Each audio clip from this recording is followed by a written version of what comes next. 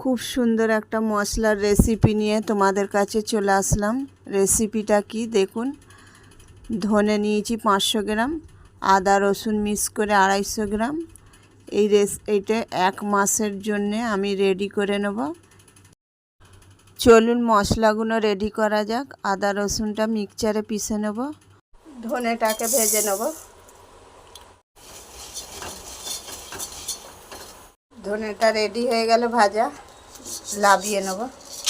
অনেকটা ধনে তো এই জন্য দুবার করে দিতে হচ্ছে। ধনেটা ভাজা হয়ে গেল, আগে আদা রসুনটা পিষে নেব। এর মধ্যে অল্প জল দেব। আদা রসুনটা পিষে নিলাম। আদা রসুনটা পেষা রেডি হয়ে গেল, ঢেলে নেব। ধনেটা গুঁড়িয়ে নেব। ধনেটা গুঁড়োনো হয়ে ধনে গুঁড়োনোটা রেডি হয়ে গেল, ঢেলে নিলাম। বন্ধুরা, তোমরা ভাববে আদা রসুনটা আমি কিভাবে 1 মাস রাখবো, এটা আমি ফ্রিজে রাখবো। এই মশলাটা আমি রেডি করে ফেললাম। এইভাবে বাড়িতে হলুদ গুঁড়ো লঙ্কা গুঁড়োও রেডি করতে পারবেন। তো সেটাও আমি পরের ভিডিওতে আপনাদের বানিয়ে দেখিয়ে দেবো।